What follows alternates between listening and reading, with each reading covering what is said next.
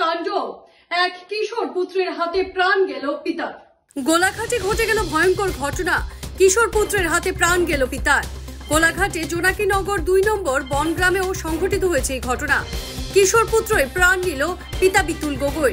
ঘটনা অনুসারে বিতুল গগৈ প্রায় মদ্যপান করে ঘরোয়া পরিবেশ বিনষ্ট করে আসছিল। পিতার এই ধরনের কার্যকলাপে হিতাহিত জ্ঞান হারিয়ে পিতাকে হত্যা করে পুত্র। ঘটনাস্থলে পুলিশ উপস্থিত হয়ে কিশোরকে আটক করেছে। স্বাভাবিকভাবে এই ঘটনাটিতে অঞ্চল জুড়ে বিরূপ প্রতিক্রিয়ার সৃষ্টি হয়েছে। ঘটনাটো প্ৰথমে এনেকুৱা হ'ল, সি গাটো ধুই সোমাইছিলেহি। তাৰমানে এনেই মাল খাই কাকো কোনো একো নকওঁ আমি, সেই তেনেকৈ কাজিয়া কৰি থাকে কাৰণে সেইজন তাত থাকে।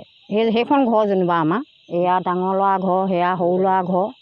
তাৰপৰা আমি উপায় নাপায় তেখেতৰ কাৰণে আমি এই ডাঙৰ ল'ৰাটোৰ লগতে খাওঁহি। চৌ কেৰাহী চব ভাঙি পেলালে, বস্তু বাহানি নায়েই, আল্লা চাল্লা একোৱেই নাই। সেইখিনি ভাঙিলে ছিঙিলে, আকৌ সেয়া ঠেলা মাটি দি ল'লে, আকৌ সেয়া মাল খালে। কামলৈ কোনো নামাতেই, সেইটো কাৰণে গাঁওখনৰ মানুহে ভালেই নাপায় তাক তেনেকুৱা অত্যাচাৰ কৰাৰ কাৰণে। মাৰ পিত এদিনো নুগুছে, দাহে পালে দাহকে দলি মাৰি দিলে, এই লাখুটি পালে, এই চিপলাং পালে, মা মাৰি দিবি। আজিৰ ঘটনাটো হেৰি হ'ল, এই সি গাটো ধুই সোমাইছিলে। মা বোলে আমাৰ ল'ৰাটো মিণ্টু গগৈ ক'লে বোলে মা মোক ভোক লাগিছে। মই বোলো ৰ তেতিয়াহ'লে মই ভাতকেইটা পাতোঁ বোলো। শাকখিনি কাটি আছিলোঁ, এইখিনিতে শাকখিনি পেলাই দিলে দলি মাৰি। তাৰপৰা মোলৈ চোচা মাৰি গ'ল। তাৰপৰা তাক আহি এনেকৈ জেওৰা খুঁটি এডাল লৈ পিনি ধাই দি দিলে। এইখিনি আঁতৰি গৈ আছে, সি একো কোৱা নাই, আঁতৰি গৈ আছে আৰু। শুন তই পাপা হেৰি নকৰিবি দেই, যি কয় কওক দে, বাপেৰে মাল খাই আছে। মা চাহ আকৌ মই সহ্য নকৰিম আকৌ, তেনেকৈ আছে সি।